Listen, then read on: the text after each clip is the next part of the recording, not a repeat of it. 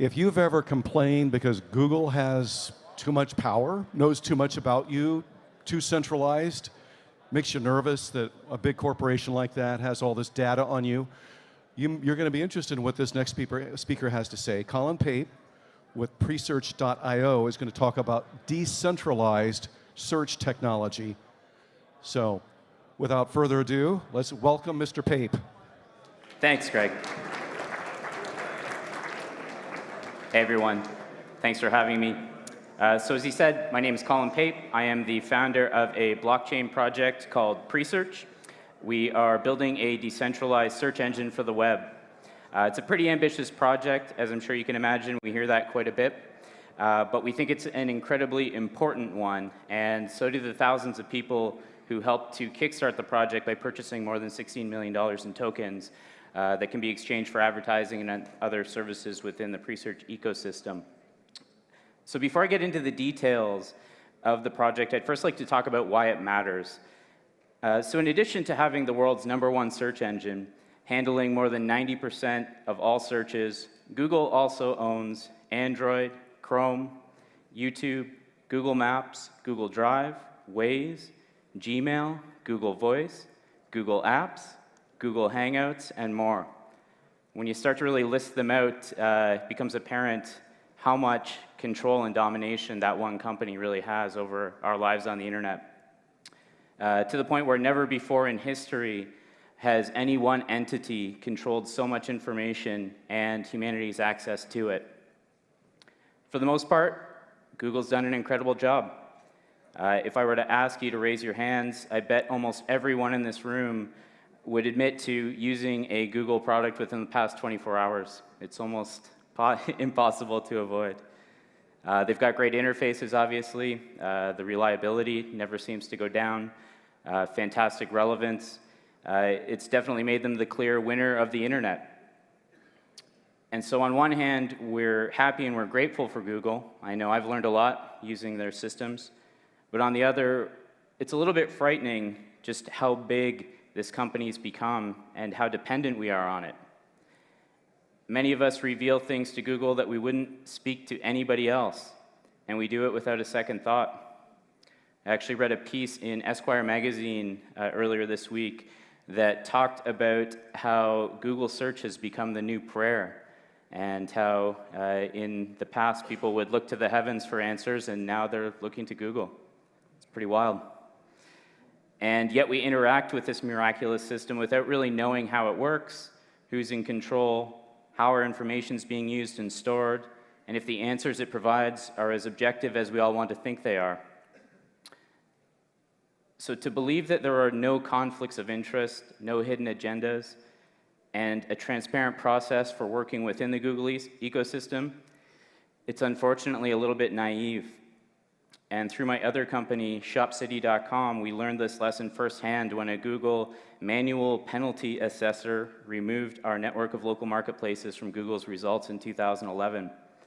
Our experience was chronicled in the San Jose Mercury News, it was in the Associated Press, Bloomberg, and other publications, and we even participated in a Senate hearing into Google's practices. And it was really interesting kind of seeing the other side of Google. We were fortunate. We did eventually get our search rankings restored, but through that ordeal, we uncovered thousands and thousands of businesses, publishers, and creators that really weren't so lucky. A lot of them lost their livelihoods. We'd read stories about people having to lay off all their employees and shut down a business that was a brick-and-mortar business that happened to rely heavily on the web, so not just online businesses. And this was because they had a manual penalty assessed, like what happened with us, or I'm sure many of you are familiar with Google rankings just arbitrarily changing. And really, the problem is that there's no due process if something like that happens, and there's really no reason made public as to why things have changed.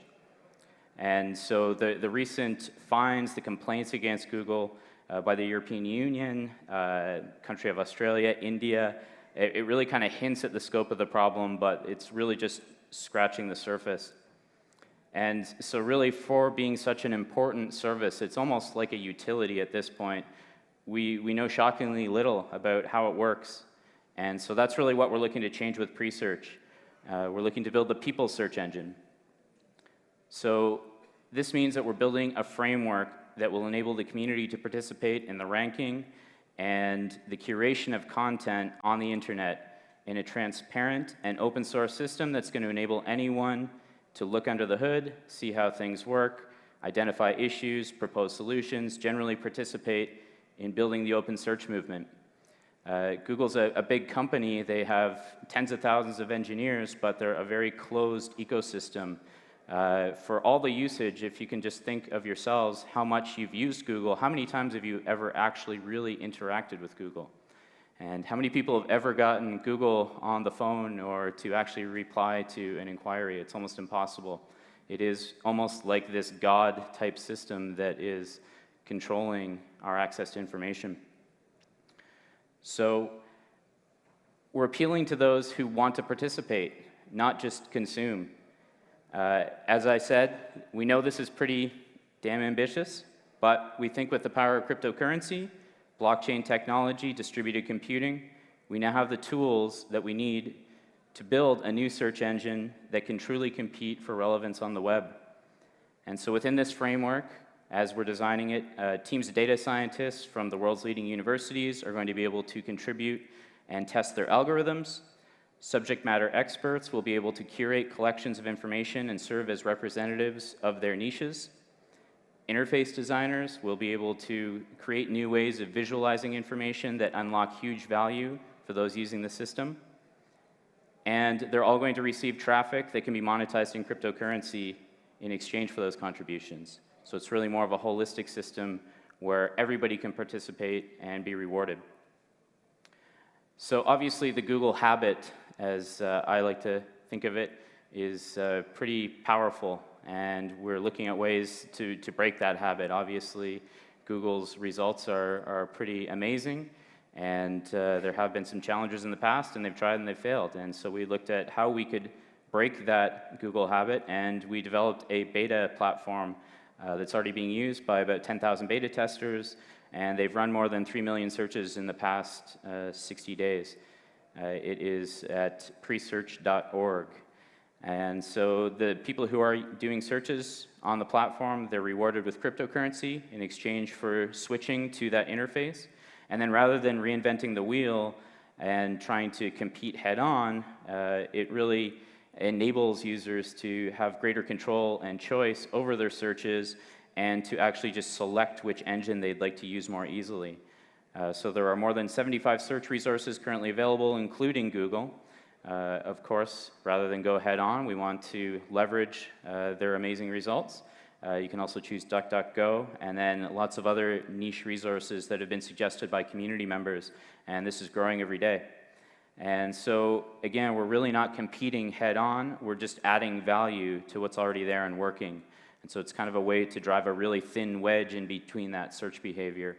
We're rolling out browser extensions and other ways that people can access the interface while we build to the second version, which is a fully decentralized search engine utilizing distributed computing, where people who install either a browser client or a browser extension will be able to actually crawl the web as they're surfing, participate in indexing, and then we'll have a mining layer that is basically the indexing layer that will work on more industrial strength data center type computing resources. So again, a bit of a long-term play, but we think that this is really the best chance that we have as a community to control our destiny on the web, which is currently really not in our hands. So we're in the process right now of establishing the governance model, setting up a DAO. It's going to control pre-search and then ensure that it is controlled by a broad group of individuals and with real accountability to the world. So no longer are we going to have just a small group of people who are controlling what we see and what we access on the internet. It's really kind of been apparent, I think, in the past couple years in particular. There is a search bias. There's been a lot of talk about bias against conservative viewpoints within Google's ecosystem. There does certainly appear to be an agenda. And that, to some degree, is difficult to avoid. But what we want to enable is basically for that agenda to be more transparent and for people to actually kind of choose their agenda rather than have one single agenda forced upon them or create a filter bubble where, based on some of the things you're seeing, Google will feed you certain information, which maybe sometimes caters not to your ultimate self that you're striving to be, but more towards your basic self that sometimes you're trying to grow from. So that's kind of how we see making that work. Again, I got to keep saying it because I hear it all the time, and I know it is a really ambitious project. But we have attracted some pretty high-end talent already to our team. The executive director of IBM Watson, Rich Skrenta, a guy who built a search engine called Bleco that was sold to IBM, which is how he wound up in that position. He was also the founder of the Open Directory project. We're actively working with him. His son David is one of our star coders within Presearch Labs. He's an 18-year-old who built a search engine when he was 11, one of those guys who got his pilot's license when he was 15, just a total overachiever. So some really interesting people have been drawn into the project, as well. A co-founder of Ethereum, Anthony Diorio. And then really it's about building that vibrant community of people who are passionate about this and who care and who want to help create a more open internet. It is amazing the people that are coming out of the woodwork as they find out about the project, and we're looking at ways to help them contribute, and that's really kind of what the mission is over the next year, is to build out that platform enabling people to participate. It's exciting connecting with people in this space and through Presearch who are dedicated to personal freedom and liberty. It's, I think, a real resurgence over the past couple of years in particular as the cryptocurrency movement has really blossomed. And there's a lot of talk right now about Google, Facebook, Apple, Amazon, these companies that are controlling everything online, which is now kind of the top of all of our decisions, the top of our purchase funnels. And you know, there really isn't, outside of maybe Wikipedia, a community-driven, grassroots, ground-up approach, and it's a little bit specific. So we're trying to have something that is going to be more broad, and we're trying to do it in a way that is actually achievable, because again, it's pretty ambitious. So yeah, for more information, if you're interested, you can check out www.presearch.io. If you're interested, you can become a beta tester, presearch.org. We are launching an open beta in March, so it's going to be promoted a little bit more actively, a little nicer onboarding experience.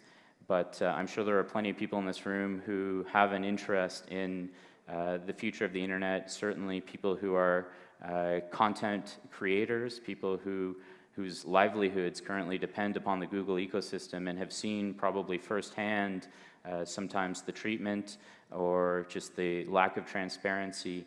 And our belief is that by having a ground-up, grassroots group of people from the community come together, that we can actually create a better experience, because we're going to have, rather than 10,000 people sitting in Mountain View, California, people spread out all over the world who are experts in their own little niche, whether that is their local community or whether that's a specific interest that they have or something else that can add value to the web. And we'd certainly love to have everybody's participation. Do hope to see you online.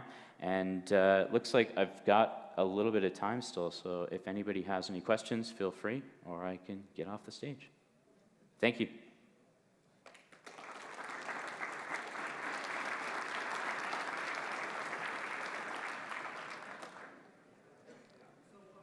Yep.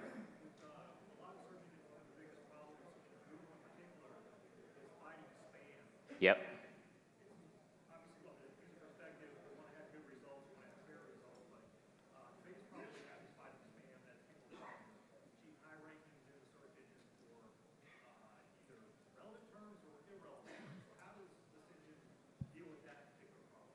That's an awesome question. Colin, could you repeat the question so the folks at the Sheraton can understand what was asked?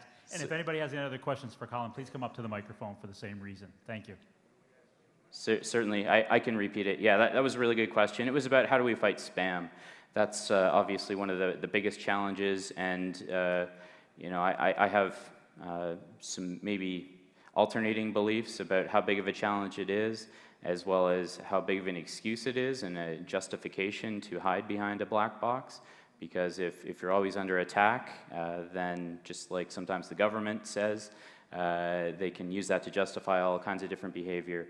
So we're looking at a bunch of different models, looking at staking as a potential way so that people could build credibility within the system and have some type of staking to enable people to be verifiers, confirmers of information. We're looking at the potential to use tokens to submit content into the search engine, so putting a price on it, just like you know, with Bitcoin, one of the main reasons to have that mining fee is to deter spam, and if there's a cost to it, people are a lot less likely to do it.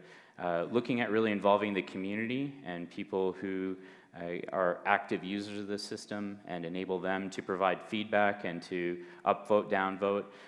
Again, once you have that governance model in place and things are transparent and open and there's a clear system for how things work, then people can actually participate and start to assist with that ranking and combating spam. So it's early days. This is certainly long term, but we think that there are ways, particularly with blockchain technology, that we can enable people to combat that and deter.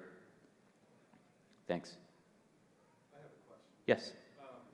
Gmail is probably the single biggest leverage point that Google has with users. I finally had to succumb to it a year ago. Yep. So how will you address that? And what about the challenge of browsers? I can. I'll repeat. Just you mentioned Gmail, but I think it ties really to all the other services. I mean, they've created tremendous network effects. A lot of people who don't love using Google as a search engine are using, in fact, Gmail. Even, I've been guilty of that myself as well. It is a really easy to use system, and it's reliable, and they got great spam fighting technology, and so people end up using it, and that is a way that they keep people within their ecosystem, same as YouTube, same as Google Maps. We've had people say, hey, we can do email next. Well, that may be another project, but the way that we kind of see Presearch is trying to be more like the Switzerland of the web, the Switzerland of search, and trying to prevent, I think one of the biggest things really that's wrong with the Google model is initially when they were founded, it was about getting people off of Google as quickly as possible. That was literally their mission, was 10 blue links, was to get you off of Google's results as quickly as possible out to a third-party website. And then they start developing all these services that compete with other entities that are providing services that are found through the search interface. And so you end up having a conflict of interest. And now they have so many conflicts of interest that it's really almost impossible to know what is actually the best result, what is the truest result, versus what is the result that benefits Google, because they're a for-profit company at this point. And so the way that we see it is just trying to be neutral, try to be independent, try to not do a whole bunch of things, try to basically create this search interface where other search engines can actually participate, other resources can participate. The actual decentralized version of Presearch will be just an engine within that interface. And we see opening up that platform, which is a monetization and an incentive platform, to everybody on an equal playing field, including the actual Presearch project itself. So how do we combat that? I think the real way to do a lot of these things is to rally the community, and rather than try to come at it with a centralized approach and try to crush people, is to try to raise a whole bunch of other people up and try to have them as more partners with a vested interest and an ability to benefit. So that's kind of the thinking right now. Thanks for the question. During your test of 60 days, how many websites have you indexed, and how many space in the blockchain do you need for that? So Just to be clear, so the first version that is out right now, it is not indexing. So the indexing version, if you go onto presearch.io and you look at our white paper, we're projecting that for 2019. We have some proofs of concept right now that are using IPFS and a couple of different browser frameworks to build the indexing, but right now it's really proof of concept at this point.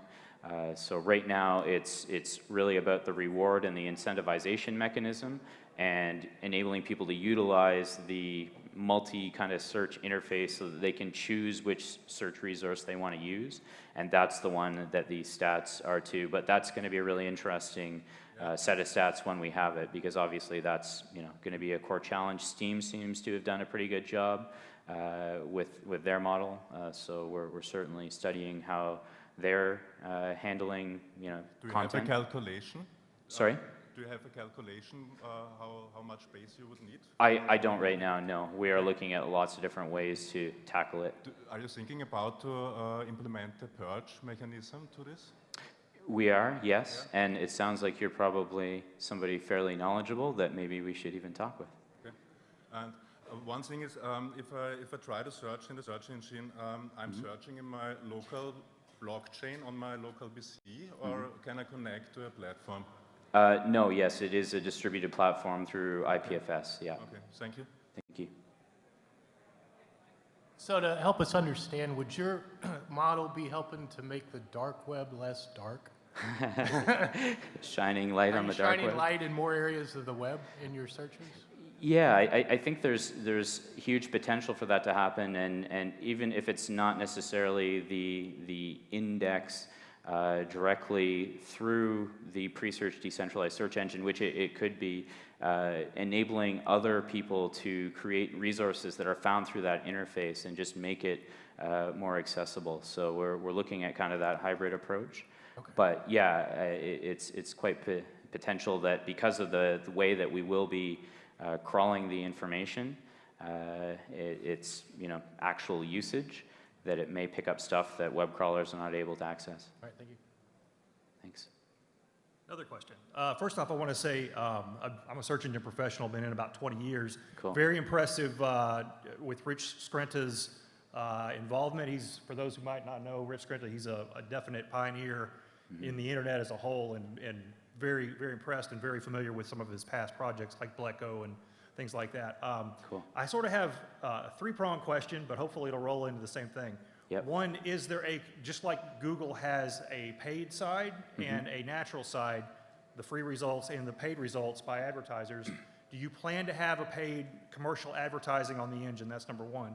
Number two, one of the problems in paid advertising on search engines is guarantee that an actual person is viewing the ad.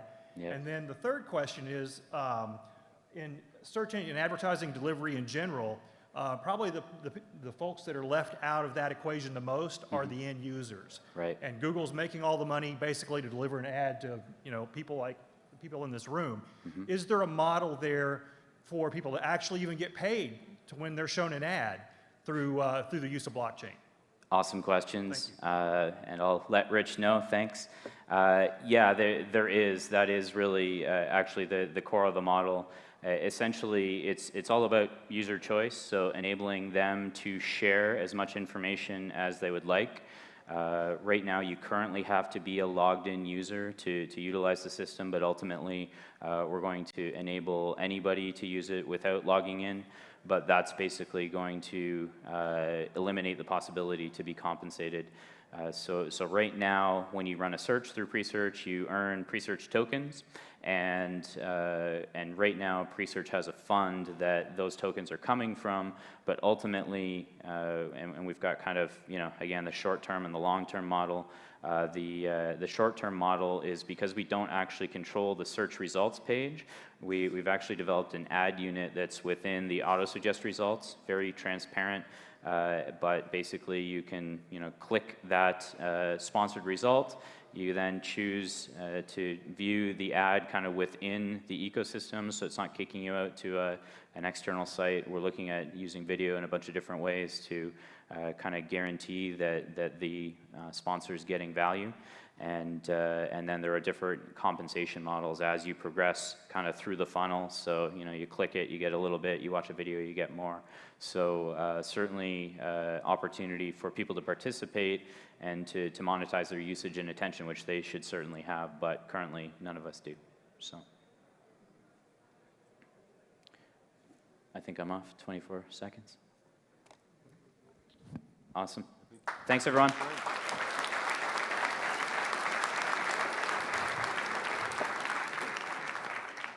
Where else could you go to hear about this kind of innovative stuff? Honestly, I can't imagine anywhere else. This is really cool. Cool. Thanks, Colin. Thanks, Greg. 10-minute break. We'll be back in 10 minutes with our next speaker. So don't go far. Take a break.